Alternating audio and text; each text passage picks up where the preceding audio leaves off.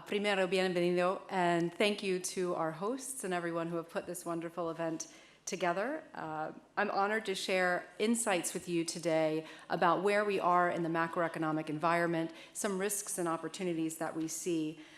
They say that imitation is the best form of flattery, and so I'd like to thank one of my colleagues that he has coined the phrase, if we're in a poly crisis, we also are in a state of poly opportunity. And so today I hope to share with you some of those poly opportunities. I'll kick off by taking a look at the macroeconomic environment and a political risk update.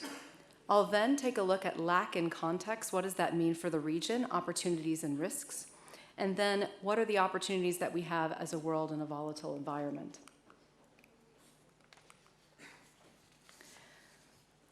The theme of the presentation today follows Charles Dickens's A Tale of Two Cities. So it was the best of times and the worst of times. And what we really have is a tale of two economic stories. We have economic data that will show that we're still in a weakened state and in an environment that is still causing a lot of volatility for us, but also there's some resiliency factors that it's exciting to see within the data. So despite a slow recovery, we do see some economic factors continuing to decline, but I will show you some of those resilient factors. So we expect that the credit and political risk environments will remain volatile for the first half of 2024.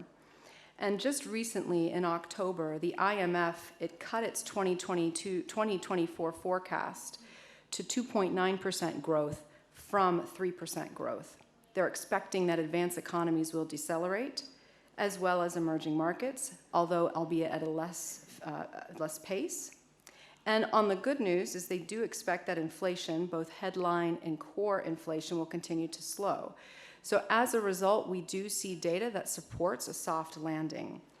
But if we look at this graph here, we actually have been seeing that the global economic outlook has been declining for a number of years. So this data is taken from the World Economic Outlook from the IMF, and it's looking at 5-year projections.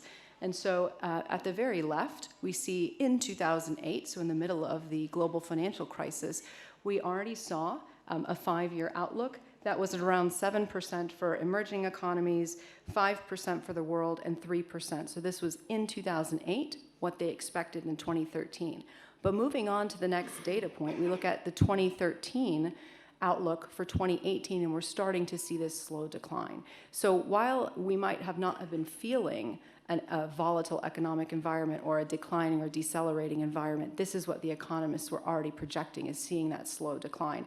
And so now what we see in the 2023 data is our 2028 outlook is 4% for emerging markets, 2.9% for the world, and 1.9% for advanced economies. So a significant deterioration from where we thought we were in the middle of the financial crisis.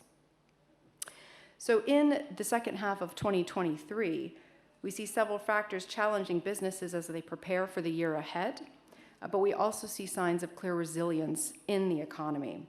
And some of the major demand generators that we're excited about and we think can have opportunity for many companies include the backlog of COVID-19 infrastructure that wasn't able to begin or stalled during the pandemic. We also see a reconfiguration of food and energy supply chains, and we have a speaker today that will also be talking about food and fruits in the Chilean industry. The transition to a lower carbon environment, that also will bring a lot of opportunity. And then defense spending, so thinking about the protection of societies.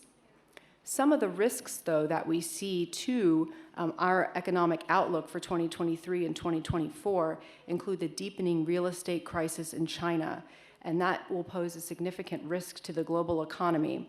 And they'll need to think about restructuring their property development structures and address financial stability. There's also renewed geopolitical tensions. You see that every day when you look on the news, and climate change disruptions as well, and that interplay between how climate change affects food security, which affects social security and civil impact. That's a number of indicators point to how climate change might be an enabler for geopolitical stability. We see that recent supply cuts in the commodity sector for oil has caused an increase in oil prices. And again, increase in oil prices is causing economic strain, which then can cause civil unrest and civil strife.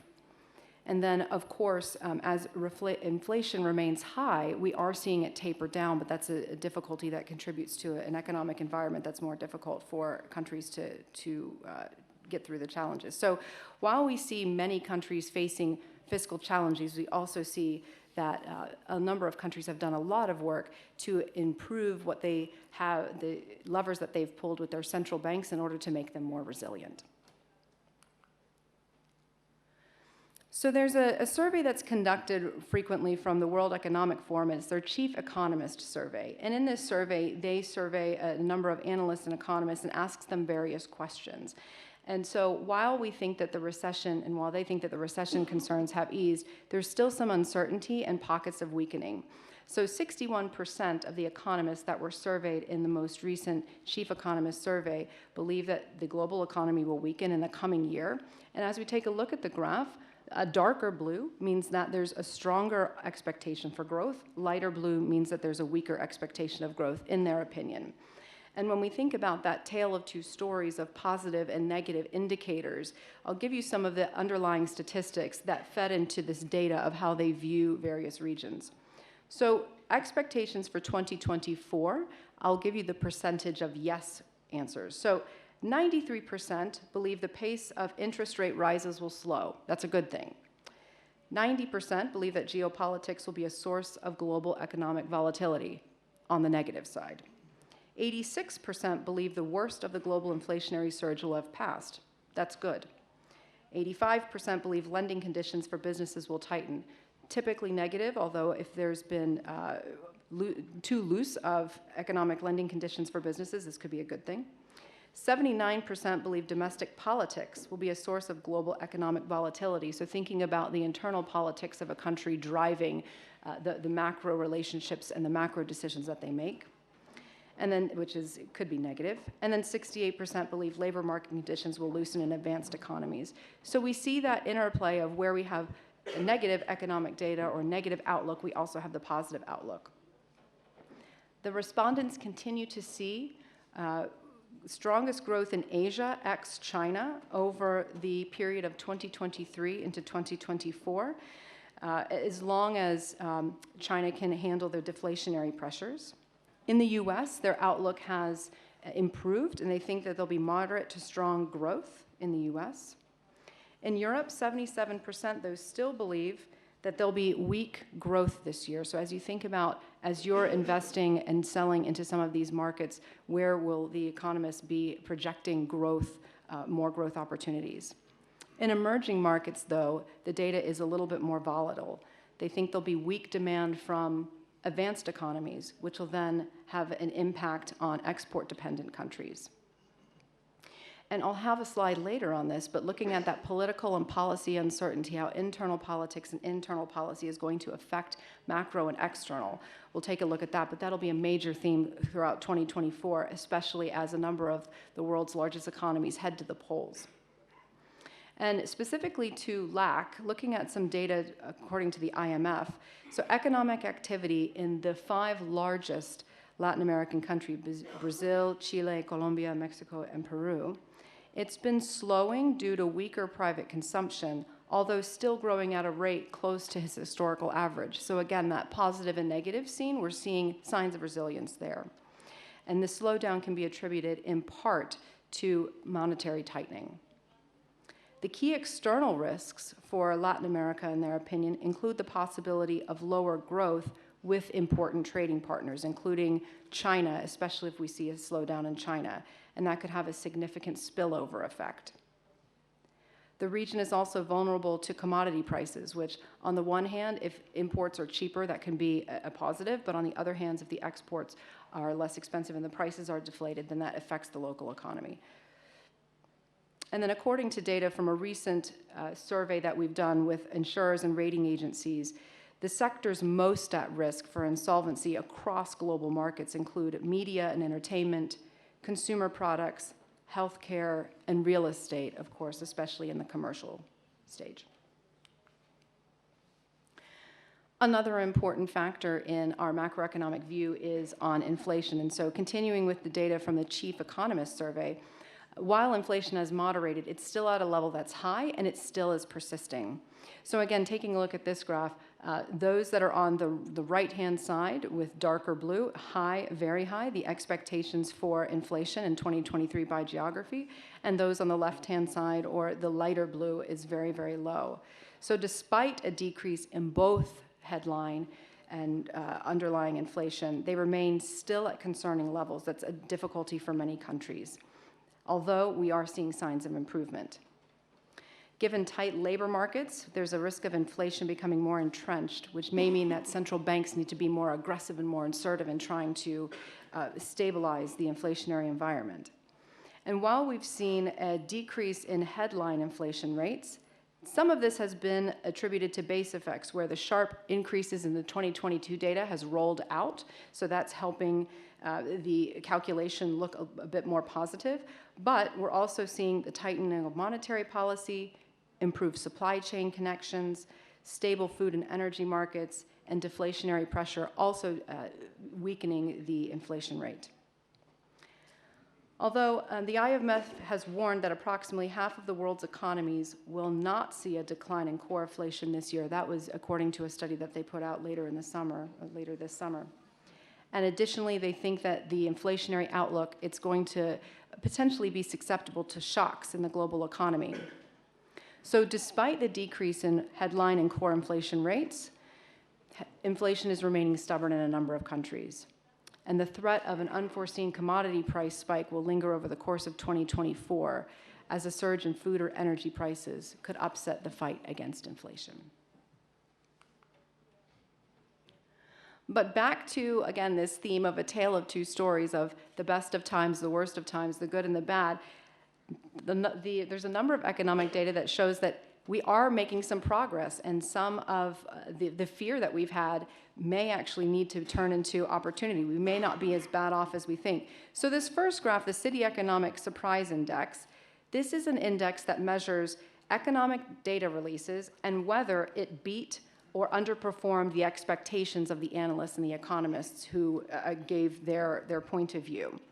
So a positive value, those above the line, indicate that the economic data releases beat the expectations or were better than the expectations of the economists. So those below the line meant that the economic data did not meet the expectations of the economists. So this is designed to measure short-term economic trends rather than long-term, but you'll see, and this starts from 2020 all the way to 2023, for most of the economic indicators, what the economists were forecasting, we outperformed the global economy did, so it wasn't that bad.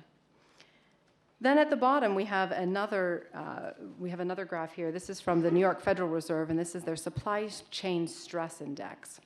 And this integrates global transportation cost data. It covers a wide range of countries, including China, the Euro area, Japan, South Korea, Taiwan, the United Kingdom, and the United States. So here, the positive values, those above the line, show a stress in the supply chain. Those below the line show loosening and an improvement. And so you'll see shaded in green that we've now actually, from 2023, we are at pre-pandemic levels. So again, as we think about that deceleration in the global economy, we see inflation still remaining high but getting better. We're seeing these pockets of resilience, and we're seeing that we're outperforming where we thought we were, that your feeling of it may not, or I'm waiting for tomorrow, I'm waiting for the worst, it may not come because we're seeing signs of resiliency in the economy. I mentioned that one of the themes that we're going to be taking a look at and paying much more attention to is the upcoming elections in 2024. So this map, the dark blue, are all of those countries that are headed to the polls in 2024. Light blue is expected in 2023. So this is going to be a major theme as we see the US, Mexico, Russia, India, South Africa, Taiwan, the UK expecting to hold national elections. That equals close to 3 billion people, more than 42 trillion in GDP, that's going to be electing their leaders that will be sustained throughout the rest of the decade and potentially into the next coming. And not only are we looking at what is going to be the internal politics, but how is that going to affect the external politics as well. So just taking a look at some of the global ramifications of some of these polls that will be upcoming. Of course, the US general election in November of 2024. That will have major implications for how Ukraine and Russia, how the war there continues to play out, and Ukraine's continued capacity to defend itself, relations with Mexico, global trade policy, and even the Israel-Gaza conflict at the moment is how is that going to be taken into consideration if it's still ongoing during the polls of 2024. In Europe, there's a number of elections taking place in the parliament, and that will have an implication on enlargement, so EU enlargement, immigration, and prospects for treaty reform. There's also a number of states in Africa, and there's a few that are coup-prone that we're waiting to see how these national elections will play out, because that has a relevance for how the IMF and those countries are funded, so therefore debt sustainability. And in March, Russia will hold a presidential election to appoint its leader until 2030. By and large, the only continent that doesn't have as many elections is South America, but that doesn't mean there aren't consequential elections. Of course, we have Ecuador, Argentina, Chile is voting on a constitutional referendum, and Peru, there's a possibility of early elections.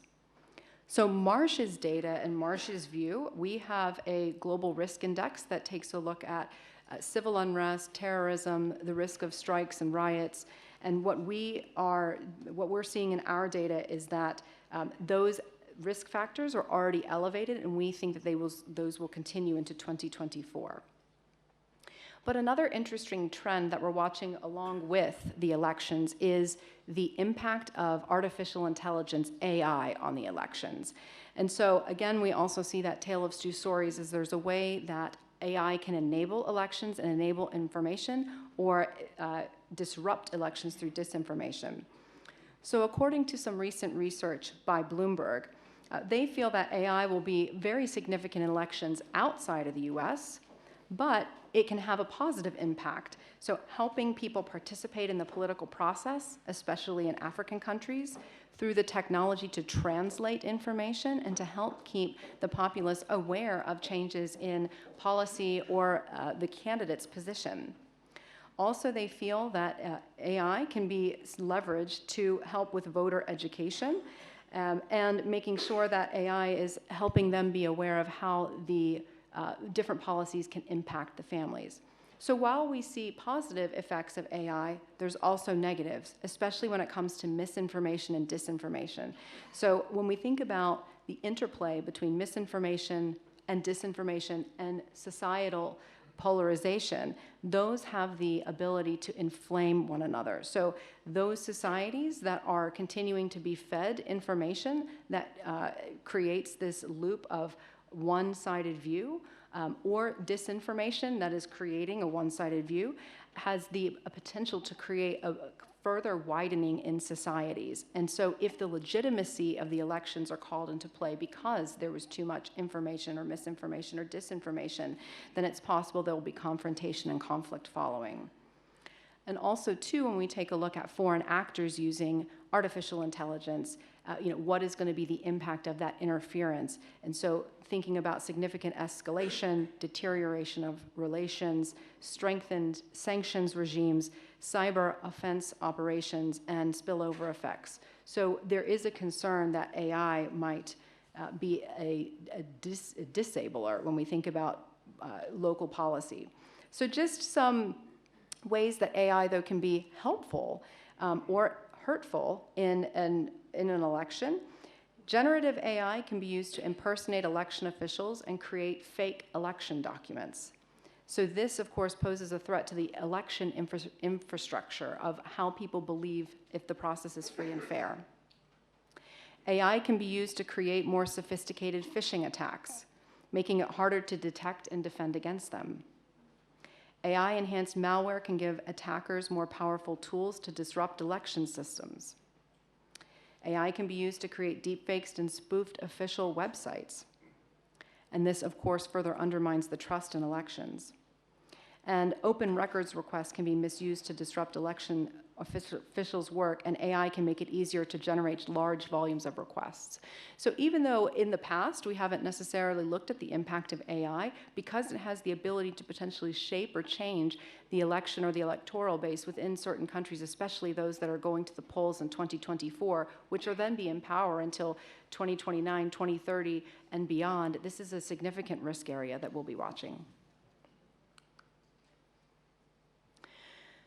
As we think about the investment environment and what are the opportunities in the world, and especially in LAC, one of the indicators that we'll look at is resource nationalism. And we're seeing resource nationalism, or the overstepping of governments within an investment environment, not only in what we would consider traditionally emerging markets, but in developed markets as well. So just a few data points here for you, just to give you a sense that this is a broader issue. We won't talk through all of these.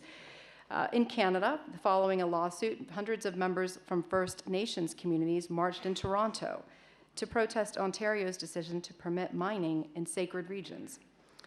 In Mexico, the Mexican government implemented numerous mining reforms, make it more difficult for companies to obtain, retain, and maximize exploitation of mineral concessions.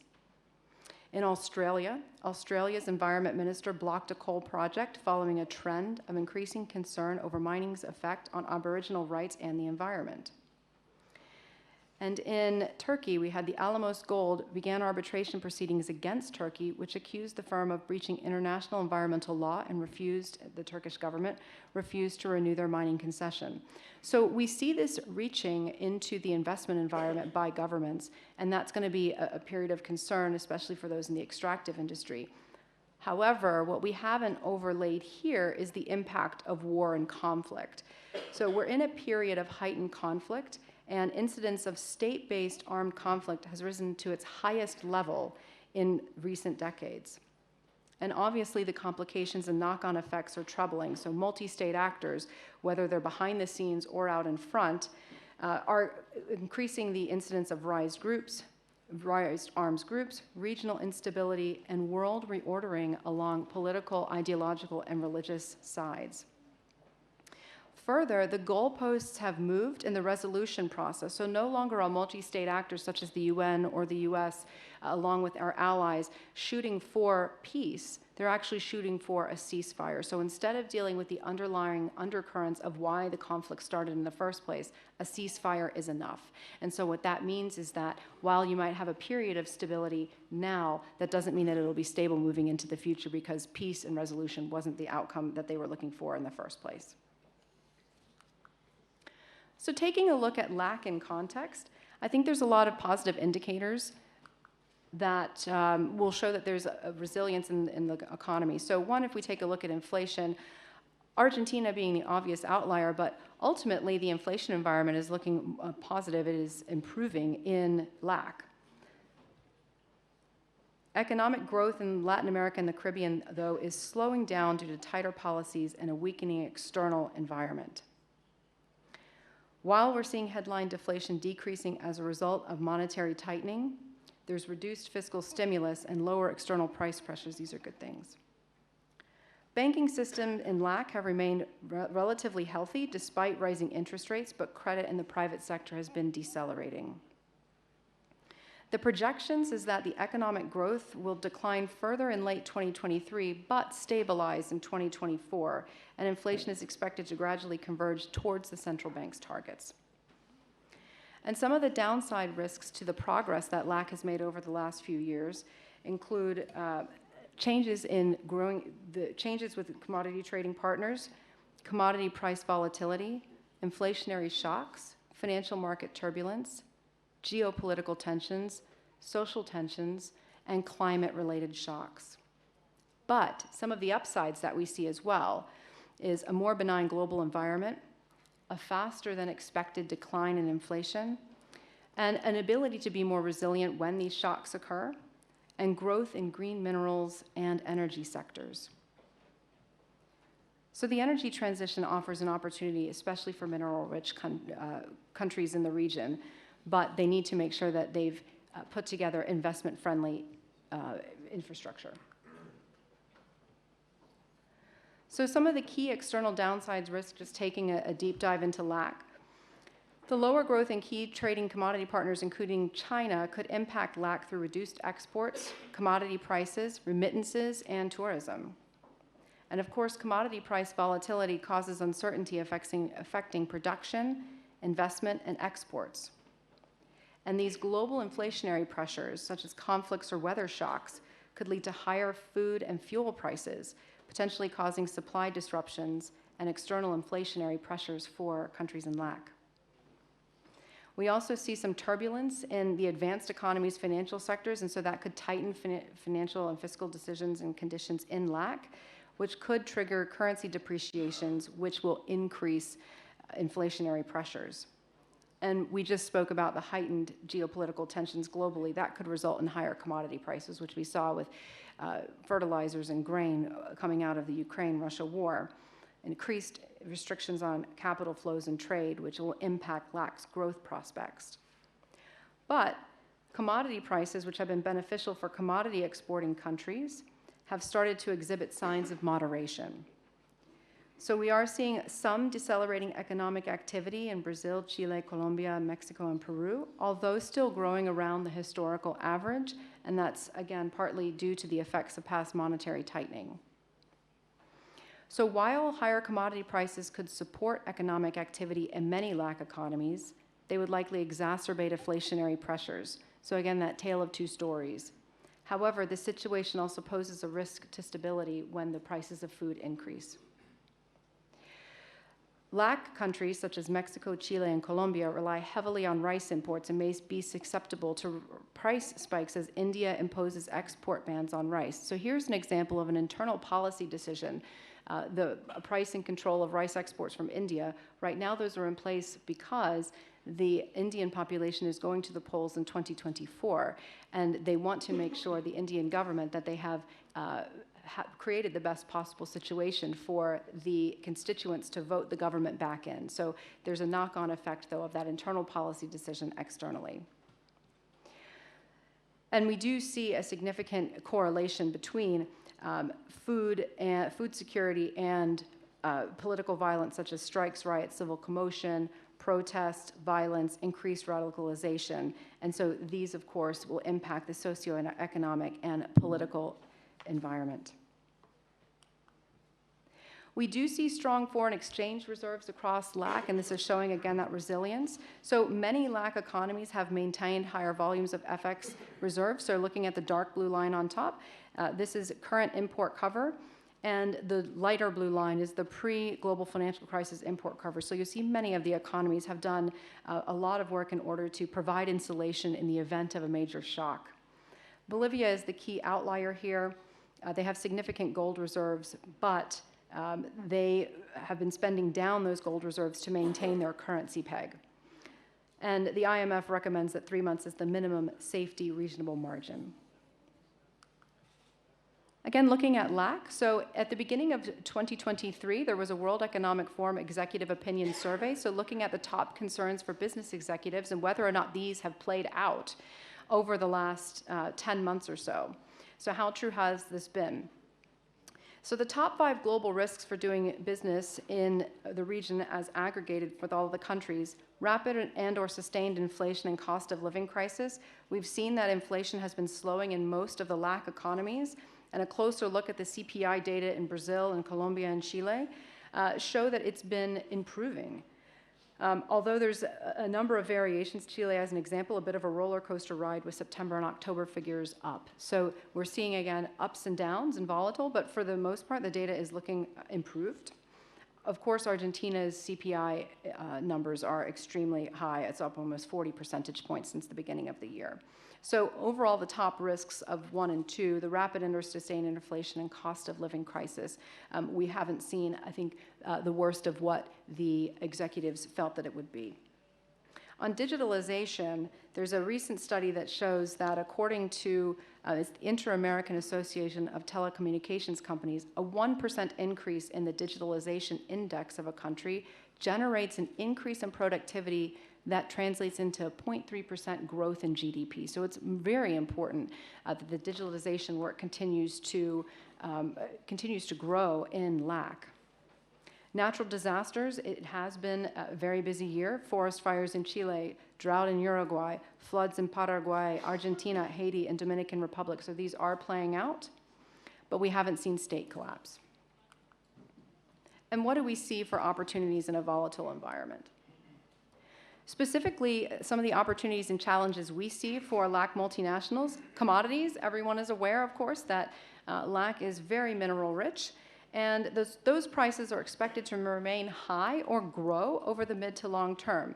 So that is a great opportunity for further foreign direct investment flow into the profitable extractive sector into the continent. And also nearshoring. We've also seen the benefits of companies and multinationals trying to move their locations closer to where they are and to be in friendly shoring areas. And so we think that LAC has an opportunity to continue to grow and take away market share from others. But there still is some policy uncertainty. There are some countries that are going to elections, which we'll be watching. And then also, if rates remain higher for longer in certain countries, that could affect the ability for LAC to take advantage of those outsized opportunities. Here we see just how resource-rich LAC is. The share of global resources is enormous. So one of the key areas that LAC has an absolutely vital role to play is in the EV battery and green production processes. So to support the green transition, we're seeing growth in the extractive sector, copper, lithium, cobalt, nickel, and other rare earth minerals. But it's important that companies and countries engage together, especially as the rise of ESG risk and climate and sustainability necessitates a new look and a fresh look at how we take minerals out of the environment. But as much as LAC has an opportunity to grow, one of the challenges that LAC will have is making sure that the ease of doing business for foreign direct investors is as attractive or as competitive as other countries. So you'll see here a number of the LAC economies against China and the US, and we see that actually the ease of doing business can be more difficult in LAC than it can be in other areas. So while Latin American countries continue to check the boxes to some important factors for those countries or those companies in Europe or North America that are looking to nearshore, the ease of doing business index shows that they're lagging in other factors when compared to countries like China. So the factors where LAC tends to be lagging compared to China include ease of starting a business, dealing with construction permits, access to electricity, registering property, trading across borders, and enforcing contracts. Although obtaining credit, protecting minority investors, paying taxes, and resolving insolvency are areas where LAC countries win against China. So in order to compete and thrive in the future, LAC countries will need to continue to improve the perception and some of the reality and the protections that it has for investors setting up in the region. I mentioned some of these structural demands that we think will continue to drive outsized growth opportunities in the future. And points 2 and 3 are especially applicable to LAC for many reasons: the transition to the green economy and post-pandemic infrastructure investment, which we'll hear from Richard today on large construction projects. We see that there's a lot of opportunities for investment and for trade and for the ability to LAC to be a leader in this space. So closing up, where do we think the winners and losers will be? Overall, we think LAC can be a winner if it can get the investment environment intact, if the monetary policies that the central banks have put into play can continue to stay strong and robust. Commodity pressures, again, can remain stable instead of being volatile. We think India has a good opportunity to also take advantage of the interplay and the changing of world order. And then Africa, they have a lot of growth, they have a lot of access to mineral resources, but their challenge, of course, is government stability in the region. From a loser's perspective, China, of course, they're going through significant economic challenges at the moment. Europe, from an inflationary perspective, and also just a stagnation in their growth, we think that that'll be difficult for them to get over. They don't have as much runway. And then we have countries with election uncertainty, as mentioned, 3 billion people, close to half of the population, 42 trillion plus in GDP. This will be an area where, depending on how the elections play out, will determine from an internal and external political view how strong or weak an economic recovery might look like. But what I'd like you to leave you with, though, is amidst the crisis, there is opportunity, and especially in the region. So I think we might have time for 1 or 2 questions. I'm looking at the timer here. I don't know if anyone has any questions. Okay,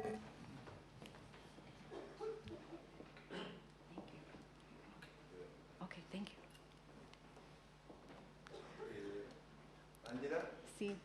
A question about you mentioned that Latin America would be one of the winners, right? How do you see Chile in terms of the investment? How do you see the flow of investment, considering that you mentioned that the non-stable, I would say, countries, because of the elections, we are having the elections in the next month, about the constitution. So the stability of the country is something important for the investment. How do you see that? Because, as you explained, the context of the Latin America and the world, we are going to be a region of winners. I think from a global perspective, Chile is well positioned to take advantage of some of the changes. I think from a LAC perspective, also Chile looks very attractive. I went back to this slide particular that you can see that the investment environment as companies are thinking about nearshoring, as they're thinking about setting up new investments, as they're thinking about taking advantage of the natural resources, Chile looks attractive, and so you're in an attractive place. So I think that there's great opportunity for the country here. What'll be important is the outcome of the referendum, same not only internally here, but what is the outcome of elections outside of Chile? So again, from a U.S. perspective, is what will our world order look like depending on whether the Democrats or the Republicans win, and their interest in investing in or to supporting trade. So that's why it's not just about the internal elections, but the external elections as well. But I think well positioned.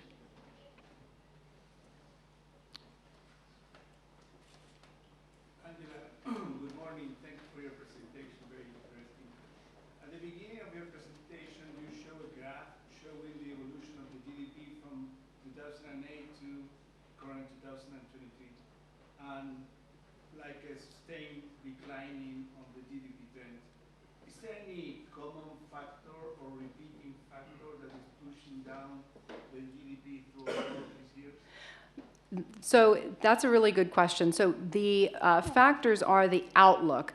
And I think I would need to do a little bit more research to see if there was a similarity between every time they put together an outlook, because that would be looking at in 2008, what were they suggesting for 2013 and 2013 to 2018. I think that's really interesting, and I would need to look at that. I'm not sure if it happened to be whether the election environment, the geopolitical environment, because I was surprised myself to see in the middle of the global financial crisis that the rates of growth that they anticipated 5 years out was still so high. That was surprising.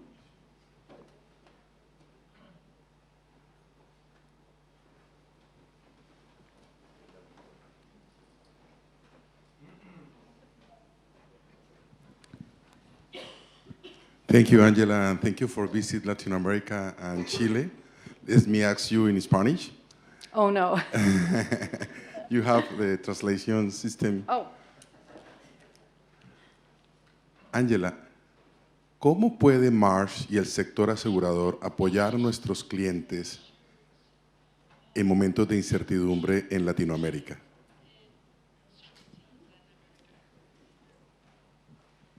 Thank you for the question, and I wish I could answer it in Spanish. I am taking Spanish, but I'm not there yet. When we take a look at what the insolvency rates are expected to grow, especially in certain sectors, when we're thinking about investment risk increasing in other countries. When we're thinking about the rise of conflict and also the rise of strikes, riots, civil commotions, I think where we're finding opportunities to help clients and enable their success is looking at how can we cover the risk of non-payment from customers? How can we cover the risk of performance? How can we cover that investment risk that protects companies when a government is overreaching and takes over assets? I think I had it. Let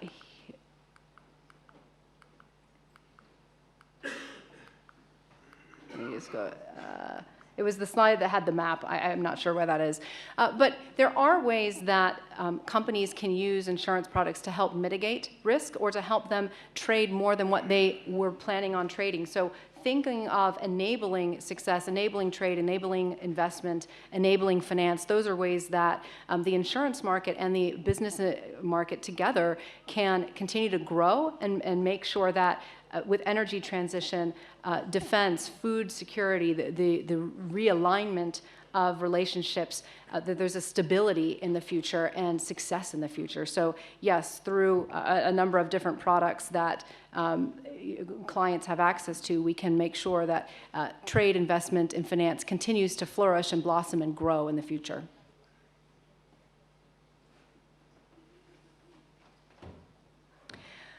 Thank you very much. I really appreciate your time, and I hope a success for the rest of the conference. Thank you.